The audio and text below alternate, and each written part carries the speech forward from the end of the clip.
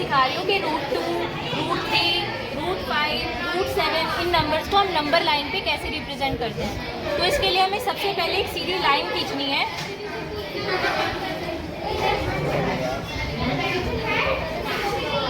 ये हमने एक स्ट्रेट लाइन ड्रॉ कर ली,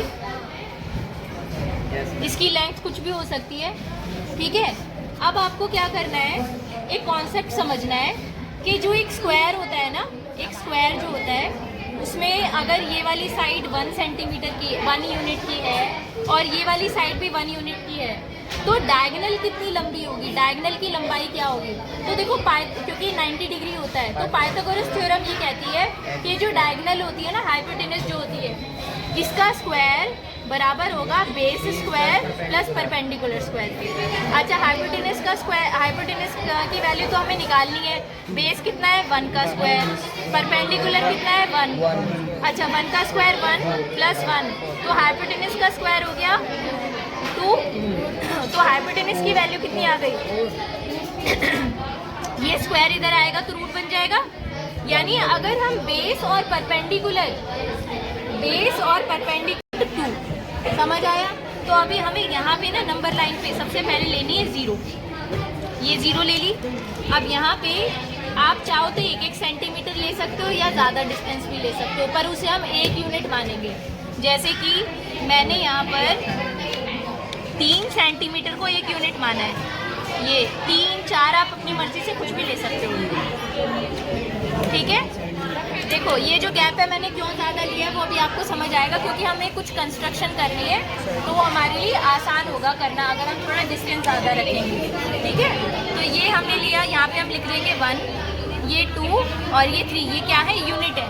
1 यूनिट डिस्टेंस, 2 यूनिट डिस्टेंस और 3 यूनिट डिस्टेंस। सिमिलरली इधर भी इतना ही ले लीजिए आप, तो ये हो जाएगा आपका ये 1 यूनिट डिस्टेंस, तो ये -1 हो गया। अच्छा, अब मैंने आपको बताया कि हमें एक ऐसा स्क्वायर बनाना है जिसकी दोनों साइड 1-1 सेंटीमीटर, स्क्वायर की तो ऑब्वियसली सेम ही होंगी, तो 1 और 1 ये हमें बनाना है। तो यहाँ पे हमें क्या करना होगा, बेस में 1 यूनिट डिस्टेंस हमारे पास है पहले से, हमें इसके ऊपर 90 डिग्री में 1 यूनिट डिस्टेंस चाहिए। तो हम क्या करेंगे, प्रोटेक्टर उठाएंगे और 1 के ऊपर रखकर 90 डिग्री के एंगल को ढूंढेंगे। 90 डिग्री का एंगल कहाँ है, यहाँ पर मार्क कर दिया। 1 से इसको मिला दो, मिलाकर एक लाइन बन गई आपके पास। अब इस लाइन पर आपको कितना डिस्टेंस काटना है, 1 यूनिट। तो अपना प्रोटेक्टर लीजिए और इस 1 यूनिट को नापिए यहाँ से, और इसे इस लाइन पर इतना ही डिस्टेंस कट कर दीजिए, कट कर दीजिए। ये कट कर दिया हमने, ये कितना डिस्टेंस है, 1 यूनिट, ठीक है। अब आप क्या करोगे, ये 1 है, ये 1 है, तो अब ये जो डायगोनल है, ये डायगोनल ये कितनी लंबी आ जाएगी, √2, ये डायगोनल आ गई हमारे पास √2। हमें ये भी डिस्टेंस हमें नंबर लाइन पर चाहिए। तो ये रेडियस है, ये रेडियस हर जगह सेम होगी अगर सर्कुलर आर्क लेंगे तो आपको क्या करना है, 0 पे रखकर इस डिस्टेंस को नापना है √2 को, और यहाँ से आर्क लगानी है नंबर लाइन। ये देखिए नंबर लाइन पर आपको √2 मिल चुका है, ये जो पॉइंट है दिस इज √2, ठीक है। अब ये जो डिस्टेंस √2 है, आपको मैंने ये बताया, शायद शुरू में नहीं बताया, √2 की जो वैल्यू होती है, अप्रॉक्सीमेट वैल्यू वो होती है 1.414। तो ये देखो लगभग उतना ही आ रहा है, 1.414, क्लियर है। अब हम बनाएंगे √3, बहुत सिंपल है। अब आप इमेजिन करो कि आपको बेस और परपेंडिकुलर कितना रखना चाहिए कि आपको यहाँ पे √5 मिले, √3 मिले। तो आप यहाँ अगर ये √2 रख लोगे, अगर आप यहाँ √2 रख लोगे और यहाँ पे 1 रख लोगे, तो क्या आपको √3 मिल जाएगा यहाँ पे। देखो कैसे, √2 का स्क्वायर करो और 1 का स्क्वायर करो, √2 का स्क्वायर आ जाएगा 2 और 1 का स्क्वायर 1, तो कितना आ गया 3। तो हाइपोटेनस के स्क्वायर की वैल्यू अगर 3 है तो हाइपोटेनस की वैल्यू कितनी हो गई, √3। समझ आया। तो आपको बेस लेना है √2 और परपेंडिकुलर लेना है 1। आप देखो क्या करेंगे, बेस तो हमारे पास है पहले से, इसके ऊपर 90 डिग्री का एंगल पे एंगल बनाएंगे, √2 के ऊपर 90 डिग्री। तो 90 डिग्री ढूंढ लो, मिल गया, लाइन खींच लो, ये देखो लाइन बना ली। इसके ऊपर कितना कट करना है बताओ जल्दी? 1 यूनिट। 1 यूनिट डिस्टेंस है हमारे पास? हाँ है। यहाँ से मेजर कर लिया 1 यूनिट। अब इसको यहाँ पर रखकर 1 यूनिट कट कर लेंगे। अब आप मुझे बताओ, बेस हमें मिल गया √2, परपेंडिकुलर मिल गया 1, ये डायगोनल कितनी आएगी? √3। तो अब इसको इस पॉइंट से इस पॉइंट को मिला लो, ये डिस्टेंस आ गया आपके पास √3। ये डिस्टेंस हमें नंबर लाइन पर चाहिए, तो क्या करेंगे? प्रोटेक्टर लेंगे, इसको इतना नापेंगे यहाँ से रेडियस के तौर पर, और इसको नंबर लाइन पर आर्क बना के ले जाएंगे। पूरा मेजर करेंगे अच्छे तरीके से, और अब आर्क बना के इसे ले जाएंगे। √3 की वैल्यू होती है 1.73। देखो आ रहा है वहाँ तक, 1.73 तक लगभग। समझ आया? बिल्कुल परफेक्ट। अभी आगे सुनो। अब बनाएंगे √5।